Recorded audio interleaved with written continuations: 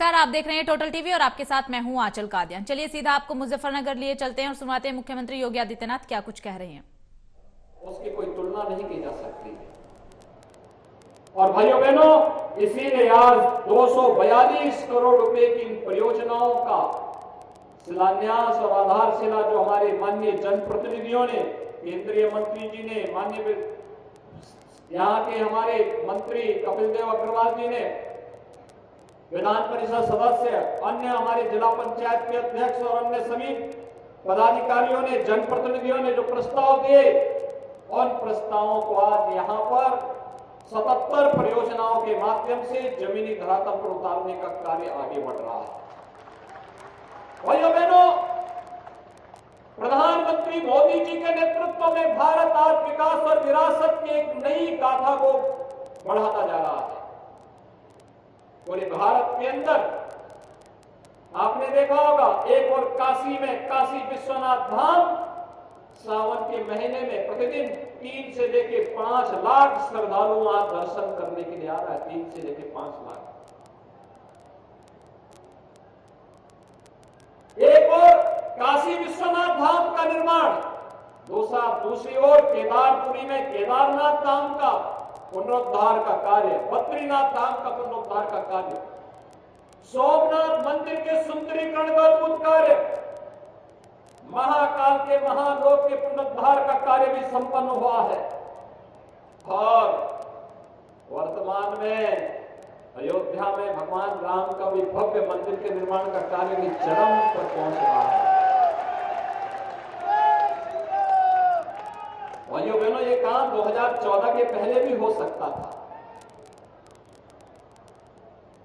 लेकिन पहले की सरकारों में आपकी आस्था को सम्मान देने की फुर्सत नहीं थी।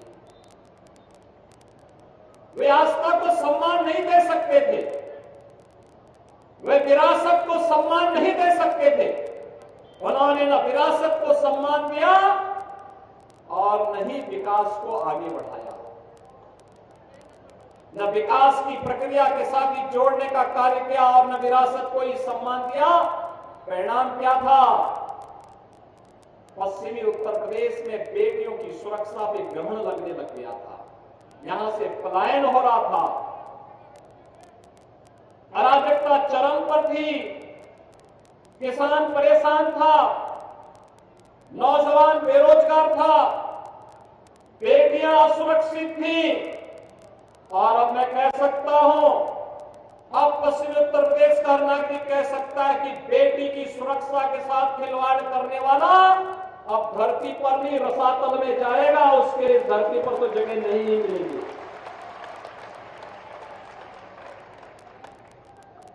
अब कोई यहां पलायन नहीं करा सकता है।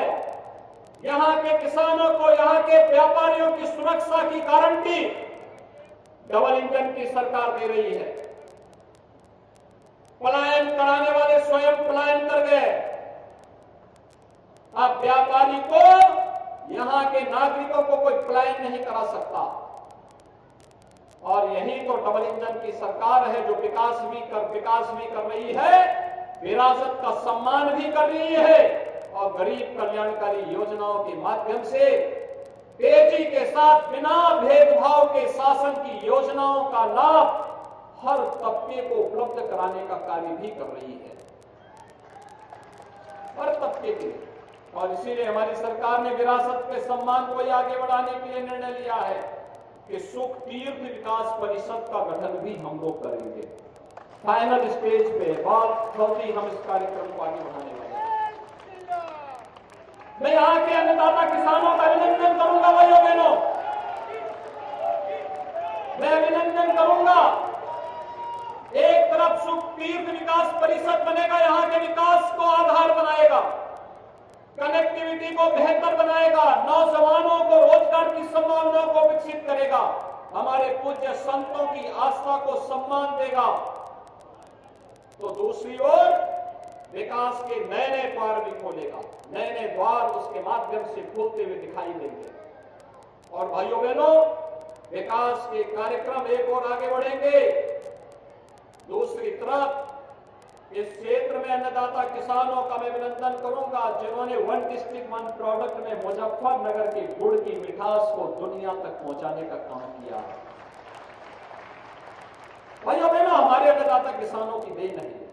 ये किसान जो पहले 17 के पहले पीड़ित रहता था, सुरक्षित नहीं था, क्योंकि बिजली आती नहीं थी, तो खेत में जो इंजन लगाया था पानी के लिए वह चोरी हो जाता था।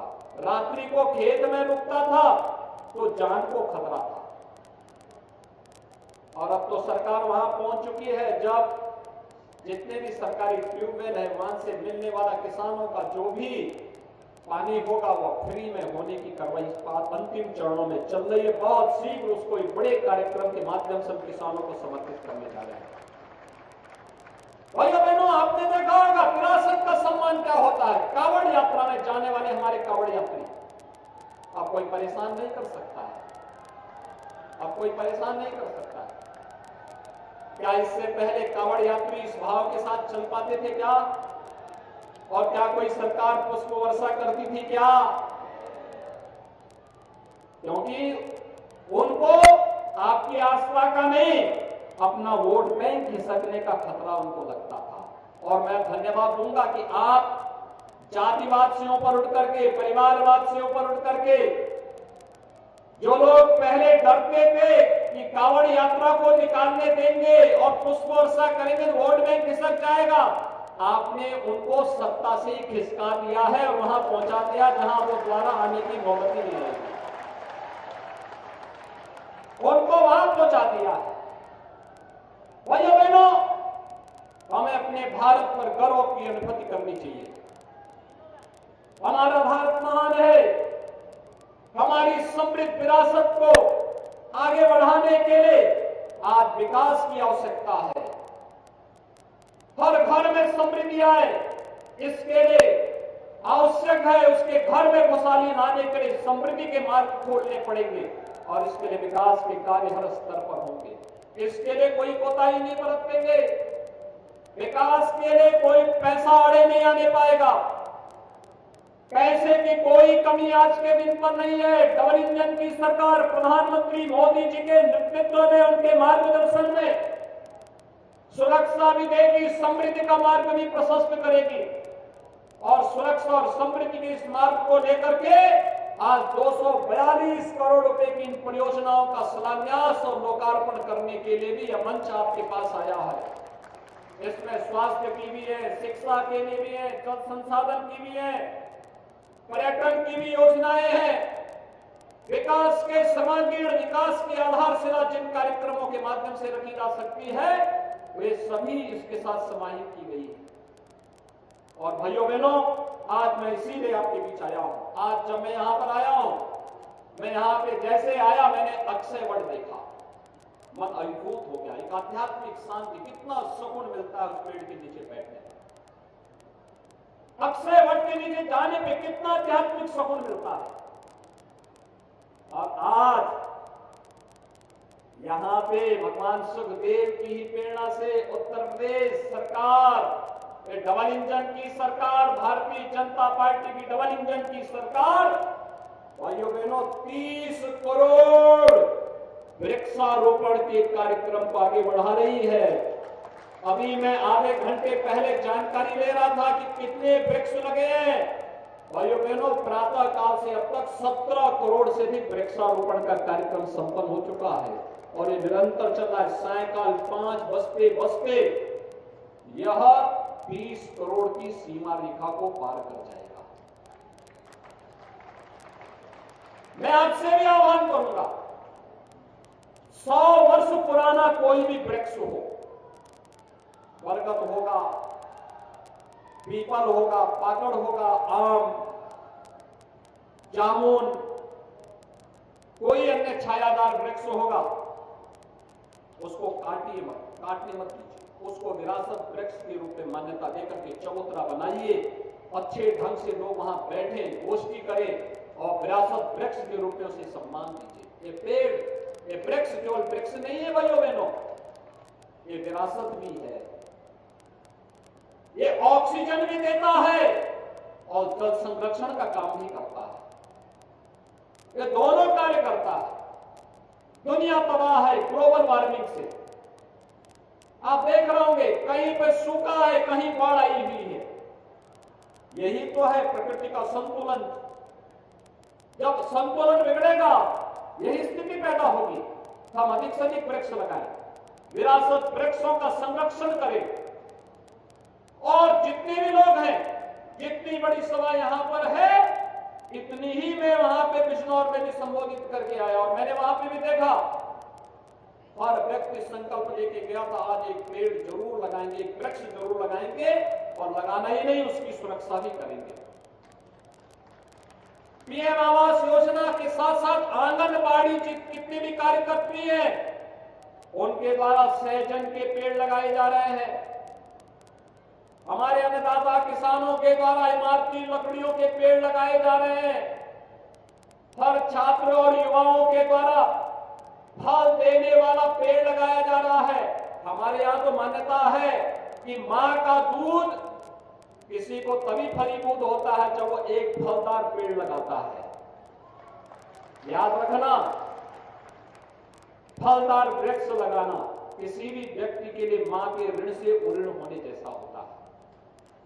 और भाइयों बहनों, इसीलिए हमें इन वृक्षों को लगाना, महिलाएं औषधीय वृक्षों को लगाएं, फलदार वृक्षों को लगाएं। सरकार भी दे रही है, अपने स्तर पर भी प्रयास करिए। आप देखना, जब प्रकृति की सुंदरता रहेगी, प्रकृति हरी भरी रहेगी, जल संसाधनों की कमी नहीं होगी, और स्वतः ही खुशहाली आएगी। समृद्धि से खुशहाली की ओर का मार्ग प्रशस्त करता है ये वृक्षारोपण का अभियान, और आज हम सब उसी के साथ जुड़े हुए हैं। भाइयों बहनों, मैं आप सबको आज के इस अवसर पर आश्वस्त करने के लिए आया हूं कि डबल इंजन की सरकार बोलती नहीं है, करके दिखाती है, करके दिखाती है।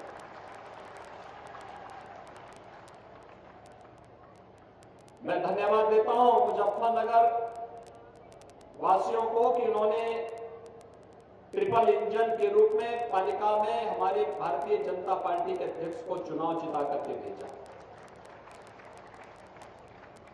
मैं उन सबका आभारी हूं